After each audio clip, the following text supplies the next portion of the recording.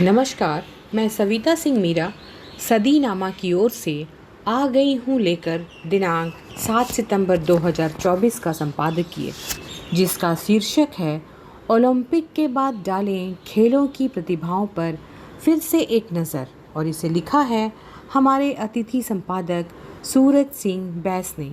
यह लेख कोरा social site पर भी है। कई बार ऐसा होता है, हमारे यहाँ के विश्वविख्यात खिलाड़ी या जिनके नाम का डंका विदेशों में भी बजता है, उतने प्रतिष्ठित व्यक्ति को वो सम्मान नहीं मिलता जिसके वो हकदार हैं। जिनके जन्म तिथि को राष्ट्रीय खेल दिवस के रूप में मनाया जाता है, 3 स्वर्ण पदक जीतने वाले भारतीय हॉकी टीम के कप्तान रहे, जी हाँ, ध्यानचंद बैस। इन्हीं से संबंधित विषय को लेकर आए हैं हमारे अतिथि संपादक सूरज सिंह बैस ने। सूरज सिंह बैस मेजर ध्यानचंद बैस इनके पूर्वज हैं। यह लेख कोरा सोशल साइट पर भी है।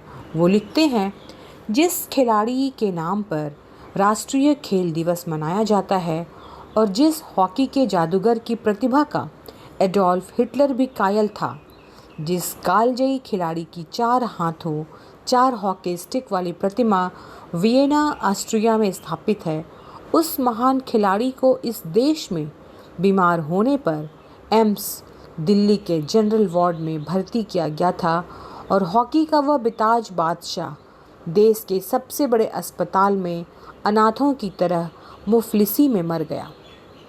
इससे पहले ही अहमदाबाद में हॉकी मैच आयोजकों ने मेजर ध्यानचंद को पहचानने से इनकार कर दिया था। तब उन्हें मैच देखे बिना ही बैरंग वापस लौटना पड़ा था। विडंबना देखिए कि जिन भारत रत्न राजीव गांधी ने शायद कभी गुल्ली डंडा भी न खेला हो, उनके नाम पर राष्ट्रीय खेल दिवस पर अब से कुछ वर्ष पूर्व तक राजीव गांधी खेल रत्न अवार्ड बढ़ता रहा है। और उनके पुत्र राहुल बाबा अपने पिता से भी 4 कदम आगे निकले।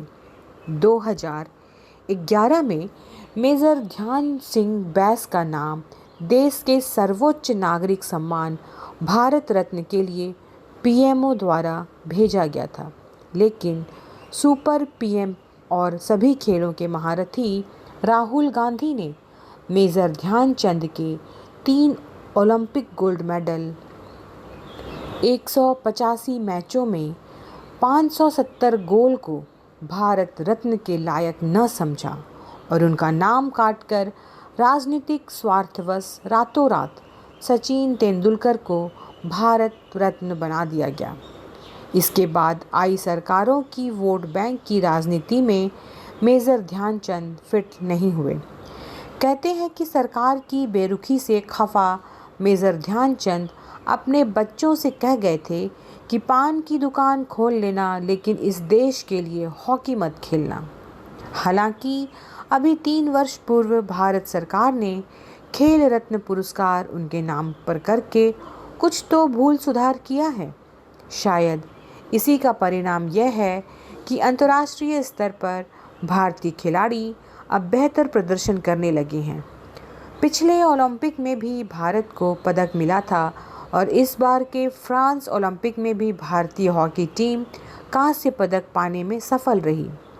लेकिन यदि हॉकी के जादूगर को मरणोपरांत भारत रत्न भी मिल जाए तो यह उस खेल महात्मा के प्रति सच्ची श्रद्धांजलि होगी। तो ये था हमारे सूरज सिंह बैस का आज का संपादकीय। कल फिर लौटेंगे एक नए विषय और नए संपादकीय के साथ। तब तक के लिए नमस्कार।